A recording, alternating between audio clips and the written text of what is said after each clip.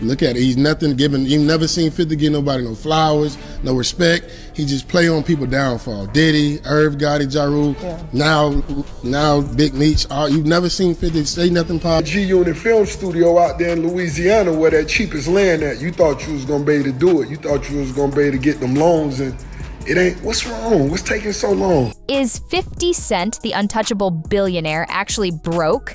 That's the question blowing up the internet right now, and it's all thanks to a beef that just went nuclear. We're talking straight-up warfare between 50 and Big Meech, and trust me, the shots fired are hitting below the belt. Big Meech, fresh out of prison, didn't just throw shade. He went for the jugular, claiming 50's empire is crumbling, all because of their toxic feud. And it doesn't stop there, because Rick Ross, never one to miss a chance to stir the pot, jumped in with some shocking allegations of his own. 50, who own your masters? Who own your masters? I buy your masters. You better shut up. Ross wasn't just throwing typical rap beef disses. He dropped some serious tea, claiming 50 Cent is struggling, like seriously struggling, to fund his brand new G-Unit film studio. Word on the street, according to Ross, is that 50's credit is so trashed, banks are slamming the door in his face when he asks for loans. Then, Ross, in true Rick Ross fashion, went full boss mode, taunting, 50, who own your masters? Who own your masters? I buy your masters. You better shut up. He even threatened to snatch up 50's entire music catalog if he didn't back down, basically implying 50 is so desperate for cash he'd have to sell. Now that's a bold statement even for Rick Ross. But hold up, we're talking about 50 Cent here. Mr. Get Rich or Die Tryin'. The guy who built an empire from practically nothing. You think he's just going to sit back and take that kind of disrespect from Meech and Ross? Absolutely not. 50 Cent predictably went nuclear in response. He fired back with threats of his own, promising to unleash some savage receipts, real hard evidence, to expose who's actually broke in this situation. Suddenly, fans are asking the real questions. Is there fire behind all this smoke? Is 50 Cent's billionaire status actually slipping? Or is this just Rick Ross and Big Meech trying to rattle the cage of a king? Nigga took a picture with Rick Ross. You like a hoe, nigga. Put your back against the wall and just slide down. You already know, car show going down June 7th. Get online right now, get your tickets right now. But for the hustlers, I want y'all niggas to understand you gotta stop making business personal. But this isn't just about online insults and rap beef bravado. This whole mess seems to have ignited from a major power play gone wrong. Remember that huge welcome home concert Big Meech was supposed to have, teaming up with Rick Ross? The one that was meant to be a massive payday for both of them. Well, it got mysteriously canceled at the last minute. And guess who immediately got the blame? Yep, 50 Cent. The streets started buzzing with rumors that 50, being the ultimate power player, had pulled strings behind the scenes to shut it down, not wanting Big Meech to make money alongside his arch nemesis, Rick Ross. Of course, 50 tried to deny any involvement, quickly issuing a statement claiming he had absolutely nothing to do with the cancellation. But let's be real, nobody was buying it. And Rick Ross definitely wasn't letting it slide. He came for 50's neck, calling him a hurt hoe, and telling him to stop crying and accept that Meech and Ross are moving forward without him. Let's not forget, 50 has always made it crystal clear he's not a fan of the Meech and Ross alliance.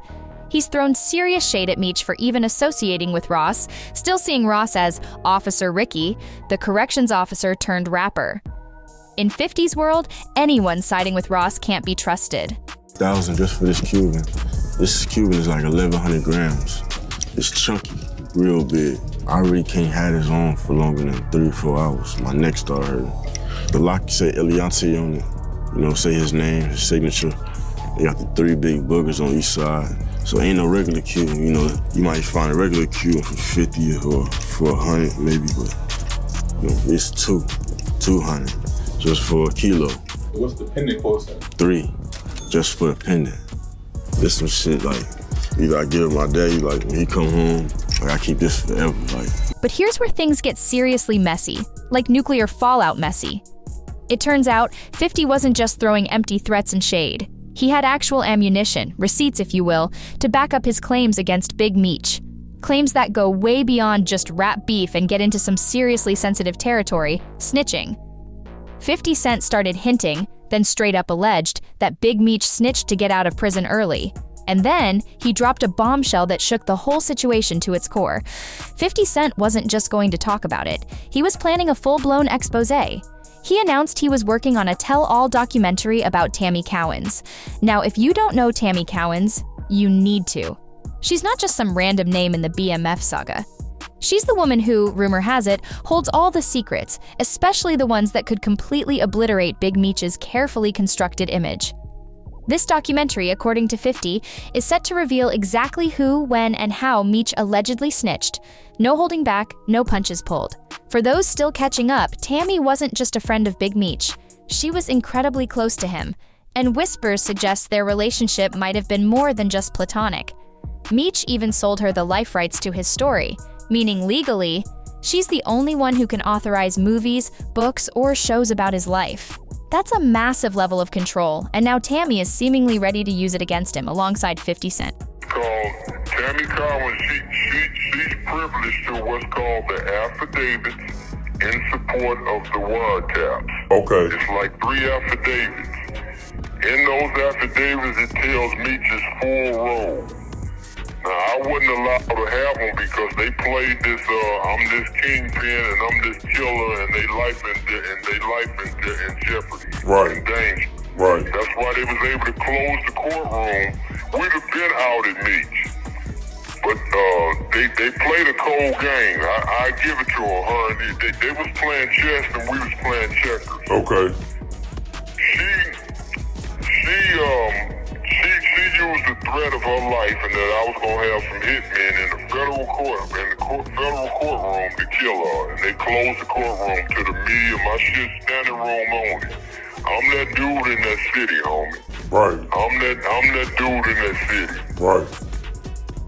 So that's why they ain't been came out. But the affidavits in support of the wiretap, she has them. Okay, so she can get them for sure. If she got them. Okay. She got them. The only person they barred from having the documents was me. Okay. Okay, so you the only one that don't got the information. Right. Gotcha. Everybody else, it's called discovery. Everybody else got the packet. Okay. I wasn't going to address this because I'm not trying to let nobody trick me off the streets. But I never folded, never told, never will. Death before this time, always with me. So I'm doing this for my loved ones and the support of my friends and family. Come out to the Amaran Arena, February 13th.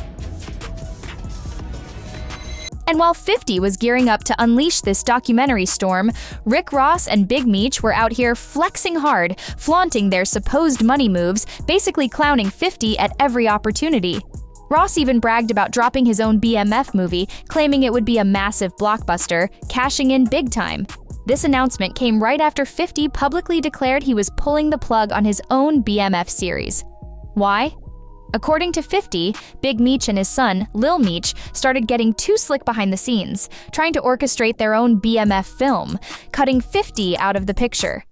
50's response? Petty King mode activated. He shut down the series, seemingly out of spite and as a power move. But wait, here's another twist in this already tangled web.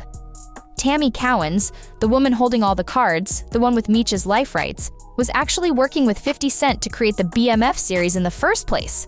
The show was a hit, no doubt, but once Meech aligned himself with Rick Ross, 50 retaliated with full force. I do a BMF film because you've been entertained by a lackluster, small budget series. Now it's time to do a big budget film. Which director? Shout out to my homie F. Gary Gray, Antoine Foucault, what's up? Tarantino, it's a lot of legends. This is gonna be big, I can feel it. I'm just talking, Now let's talk about Lil Meech. Big Meech's son, who actually played his dad in the BMF series. He's caught right in the middle of this chaotic feud, trying to navigate the wreckage while his dad's beef threatens to sink everything. 50 Cent was essentially the one who launched Lil Meech's acting career, putting real money in his pocket through the BMF series. Word is, Lil Meech made over $5 million from the show. But here's the unbelievable part. He reportedly blew through every single dime. Not a single dollar saved. Instead, he went on a wild spending spree. Flashy cars, iced out chains, designer everything, living the high life while his dad was still locked up, barely scraping by.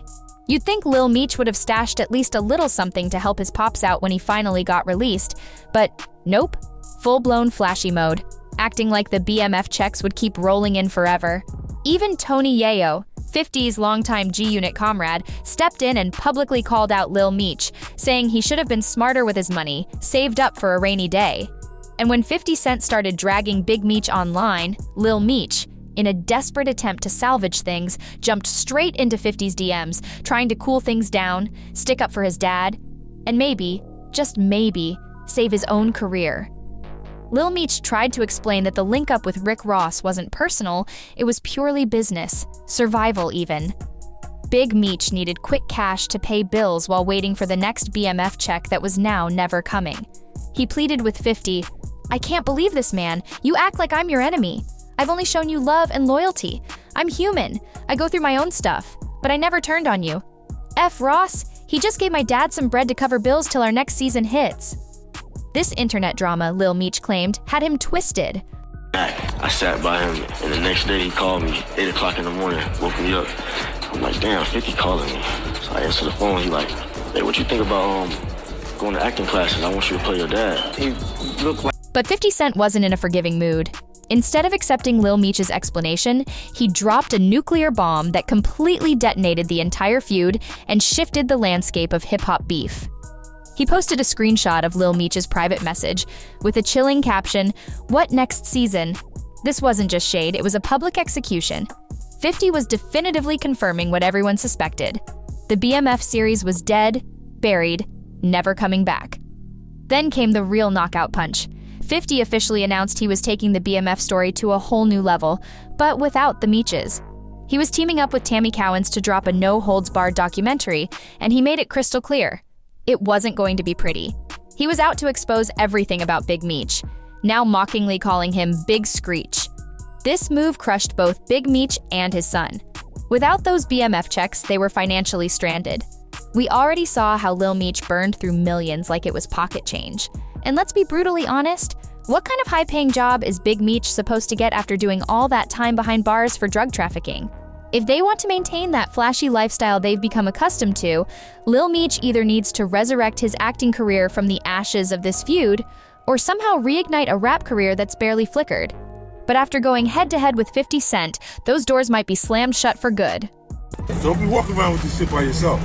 I'm walking around with you. I'm only walking around with you with that motherfucker on. If I ain't with you, I don't want it. This shit come with the Draco, man. This shit come with the Draco. Come with the Draco. Still, this shit come with the Draco. Yeah. What you think about it, though, Fire? How I feel? This shit feel good. Wait, get the strap. Enter Rick Ross, once again, trying to position himself as the savior. Right after 50 officially pulled the plug on BMF, Ross fired back, boasting that he would make his own version of the BMF story. And not just that, he claimed it would be infinitely better than anything 50's G-Unit studio could ever produce. But here's where Ross slams headfirst into a brick wall. 50 Cent, in a power move that only 50 Cent could pull off, actually owns the rights to the BMF brand. Yep, sources confirmed that Rick Ross can't even move forward with his BMF project unless he gets explicit permission from 50 himself. And let's be real, 50 Cent giving Rick Ross the green light on anything, especially something that could potentially make Ross money and elevate his status. That's about as likely as pigs flying. Boy, I see you struggling making that G-Unit film studio out there in Louisiana where that cheapest land at. You thought you was gonna be able to do it. You thought you was gonna be able to get them loans, and it ain't. What's wrong? What's taking so long? I know you wanna make your mama one of them walking stars thing. Put down there. How your mama live. Make her own walking star. Let me get one of them Bel Air bottles to hold up on these. Man, you heard what I just said? Them skin bad, man. You see that auntie murder? They never killed nothing. But that nigga need a facial so bad. When I be seeing them black heads on them niggas, damn niggas doing bad. And 50, stop. You left your last hole because of something they said had to do with me. Don't leave Tony Yayo that. Come on, don't leave Louisiana. Don't quit like that because you showed the picture of how you wanted it to look. We call it renderings. You had the renderings, then you try to go get them loans and ain't nobody loan you that money. You ain't even built the GU in the studio yet. That might be why when I stood next to Meech, your knees buckled. Your knees buckled. Put your back against the wall. Po nigga, you po hustler. But just when you thought the drama had reached its peak, it somehow escalated to an even wilder level. The moment 50 made it undeniably clear he wasn't putting another dime into Big Meech's family, everything shifted. Loyalty evaporated. Suddenly, Lil Meech and his pops were out here moving incredibly strangely, publicly linking up with every single one of 50's enemies, in broad daylight, for everyone to see. Next thing you know, Lil Meech is popping up at clubs with Rick Ross, posing for photos, deliberately making sure 50 sees every single picture. No shame, no subtlety, just blatant disrespect. But wait, it gets messier, far messier. Big Meech and Lil Meech took it to another level of audacity by connecting with none other than Floyd Mayweather. Yes, Floyd Money Mayweather, who has been locked in a bitter, years-long feud with 50 Cent himself. Lil Meech posted a photo of him and Floyd hanging out, captioned, "Real power," a clear, calculated jab at 50's hit show, Power. And if that wasn't enough to twist the knife, he dropped another photo with the classic shush emoji, strongly implying they were cooking up something big, something secret, something aimed directly at 50 behind the scenes. It was starting to look like Lil Meech had completely switched sides, abandoning the man who gave him his big break and fully aligning himself with his dad, even if it meant going full-blown opposition against 50. Wild to think, just weeks before this public betrayal, this same dude was in 50's DMs, pledging loyalty, claiming F. Ross, acting like a soldier in 50's army. Now he's out here doing the exact opposite, seemingly reveling in the chaos. But this is what happens when too many voices start whispering in your ear, when bad advice clouds judgment. One minute you're cool with someone, the next minute you're siding with everyone they beef with. It's like Meech and his son completely forgot how 50 held them down when nobody else did. Even Boozy Badass, never one to mince words, chimed in, saying he didn't like how soft Lil Meech came off in that DM to 50. If it were him, Boozy said, he would have made it crystal clear. Loyalty to family first, no hesitation. 50, who own your masters?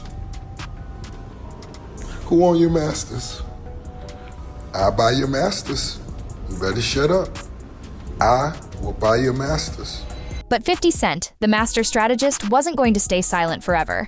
He finally clapped back, and this time, he laid it all out. No filter, no holding back. He explained exactly why seeing Big Meech and Lil Meech hanging with his enemies hit so differently, so personally. He said, "I did more for Meech than anybody in his life. That's why Boozy reacted the way he did.